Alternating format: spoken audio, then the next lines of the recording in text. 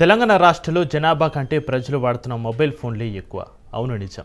చాలామంది double సిమ్లు వాడుతున్నందున mobile ఫోన్ల సంఖ్య జనాభాను మించిపోయినట్లుగా తెలుస్తుంది. ఎందుకంటే ఈ రోజులో మొబైల్ ఫోన్లు మనుషులకు నిత్యావసర వస్తువుగా మారిపోయింది.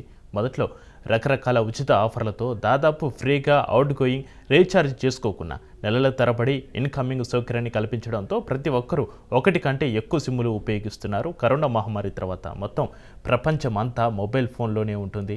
ఇంట్లో నుంచి బయటకు అడుగు పెట్టినప్పటి నుంచి రాత్రి తిరిగి ఇంటికి చేరుకునే వరకు ఆర్థిక లావాదేవీలే కాదు, ఇతర వ్యవహారాలన్నీ మొబైల్ ఫోన్తోనే జరుగుతున్నాయి. దీంతో ఫోన్ల కొనుగోలు కూడా రోజురోజుకు పెరుగుతూనే ఉన్నాయి.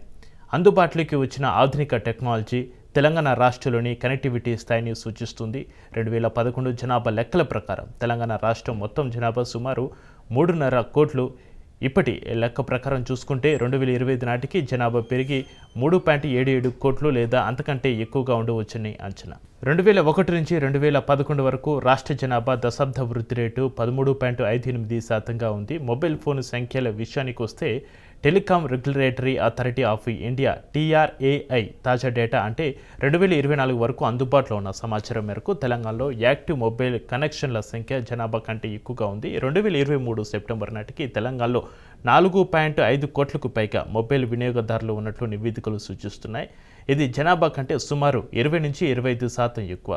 మొబైల్ కలెక్షన్ల ఫోన్ల సంఖ్య పెరగడానికి ప్రధాన కారణాలేంటని పరిశీలిస్తే దాదాపు ప్రతి ఒక్కరూ ఒకటికి మించిన సిమ్ములు ఉపయోగిస్తున్నారు. ఉద్యోగస్తులే కాదు, వ్యాపారస్తులు, స్వయం ఉపాధి పొందుతున్న వారు కూడా ఒక సిమ్ వ్యక్తిగత వినియోగం కోసం, మరొకటి వ్యాపారం లేదా ఇంటర్నెట్ కోసం వాడుతున్నందున మొబైల్ కలెక్షన్ల సంఖ్య అనూహ్యంగా పెరిగిపోయింది. అంతేకాకుండా మరో ప్రధాన కారణం తెలంగాణలో ముఖ్యంగా హైదరాబాద్ వంటి నగరాల్లో ఇంటర్నెట్ వినియోగం చాలా పెరిగింది.